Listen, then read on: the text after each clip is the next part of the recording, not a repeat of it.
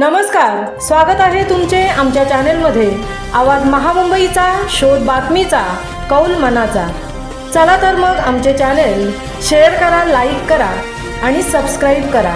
धन्यवाद। द्रोणगिरी स्पोर्ट्स असोसिएशनला हक्काचे मैदान मिळाले पाहिजे, श्री गणपत शेलार। द्रोणगिरी स्पोर्ट्स असोसिएशनमुळे उरण तालुक्यासह रायगड जिल्ह्यातील अनेक खेळाडू घडले। आज राज्य आणि राष्ट्रीय स्तरावर ते आपले नाव उंचावित आहेत। द्रोणगिरी स्पोर्ट्सचे अध्यक्ष महादेव घरत आणि सर्व सदस्य प्रचंड मेहनत घेत आहे। त्यामुळे द्रोणगिरी स्पोर्ट्समधून अनेक खेळाडू घडत असून सध्या रायगड जिल्ह्यासह महाराष्ट्र राज्यात या संस्थेचे नाव आहे।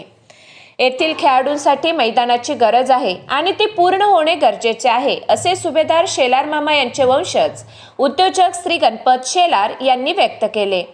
रौप्य महोत्सवी कार्यक्रमात विविध खेळातील विजेत्यांना मान्यवरांच्या हस्ते प्रमाणपत्र, मेडल, चषक देऊन सन्मानित करण्यात आले।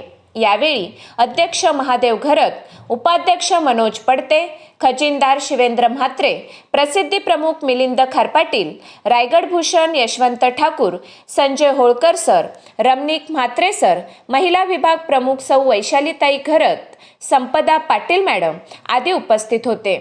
यावेळी राज्यस्तरीय पॉवर लिफ्टिंग स्पर्धेचे उद्घाटन श्री गणपत शेलार यांच्या हस्ते करण्यात आले। द्रोणगिरी स्पोर्ट्समध्ये टीम निवडून ती राष्ट्रीय स्पर्धेसाठी हरिद्वार येथे पाठवण्यात येईल, असे महाराष्ट्र राज्य पॉवर लिफ्टिंगचे सेक्रेटरी श्री संतोष शिंदे यांनी सांगितले। यावेळी मैदानावर क्रिकेट, चित्रकला, खो खो आदी स्पर्धा सुरू होत्या। आवाज महामुंबईच्या चॅनलसाठी मिलिंद खारपाटील, उरण। क्रीडा महोत्सव अंतर्गत पॉवर लिफ्टिंग स्पर्धा आपण इकडे घेत आहोत। हे आमचं आयोजनाचं 4थं वर्ष आहे आणि एवढा चांगला प्रतिसाद आपल्या स्पर्धेला मिळत आहे। तर 2023ला आपण राष्ट्रीय स्पर्धा इकडे ऑर्गनाईज केली होती। तर अशीच एक परत घरत साहेबांना विनंती असेल, कारण आम्हाला राष्ट्रीय संघटनांकडून एक विनंती सतत येत असते की परत एकदा एक राष्ट्रीय स्पर्धा आपण द्रोणगिरी क्रीडा महोत्सवात आयोजन करू शकतो का, याची चाचपणी करावी। मला वाटतं घरसाहेब नेहमीच पुढाकार घेतात या सर्व गोष्टींमध्ये। सर्व खेळाडूंना खूप खूप शुभेच्छा। खूप लांबून स्पर्धक या स्पर्धेत उपस्थित झालेले आहेत। अकोला, वाशिम, सातारा, सांगली, पुणे, नाशिक, सबर्बन मुंबई, भुसावळ, जळगाव सर्व स्पर्धकांना शुभेच्छा। सुरू झालं तेव्हा पहिल्या वर्षी 750 लोक होती, स्पर्धक होते। आज 25,000 स्पर्धक झाले। हे छोटं वृक्ष वाढत चाललंय, मोठं होत चाललंय, पण त्याला जसा राजाश्रय हवा तो मिळत नाही। राजकीय जर ह्याला खरोखर पाठिंबा मिळाला तर इथलं ग्राउंड गेल्या 25 वर्षापासून सुरू होऊन आतापर्यंत मोठं व्हायला हवं होतं, पण ते आजही होत नाही आहे।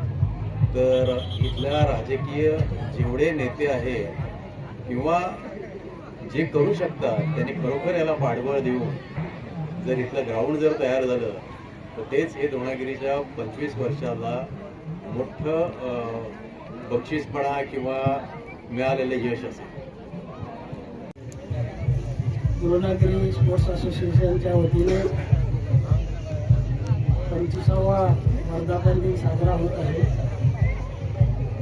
या असोसिएशनचे अध्यक्ष आदरणीय महादेव घरत साहेब व त्यांच्या असोसिएशनचे सर्व पदाधिकारी गेल्या 25 वर्षापासून या ठिकाणी क्रीडा क्षेत्रासाठी उपक्रम राबवत आहेत।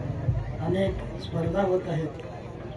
त्या स्पर्धा या ठिकाणी देशातून, राज्यातून, रायगड जिल्ह्यातून अनेक खेळाडू स्पर्धेमध्ये भाग घेतात आणि देश पातळीवर देशाचं नाव उज्ज्वल करण्यासाठी या ठिकाणी खेळाडू तयार होतात। त्यासाठी जे घरत साहेबांचे कार्य सुरू आहे ते असंच निरंतर चालू राहावं आणि या स्पर्धेमध्ये जे प्रशिक्षक आपल्या टीम घेऊन आलेले आहेत आणि जे खेळाडू आलेले आहेत त्या सर्व खेळाडूंचं मी अभिनंदन करतो। त्यांनी असंच यशस्वी व्हावं आणि आपल्या देशाचं नाव उज्ज्वल करतो. एवढं सांगून मी या ठिकाणी सगळ्यांचं अभिनंदन करून सगळ्यांना शुभेच्छा देऊन थांबतो. धन्यवाद साहेब.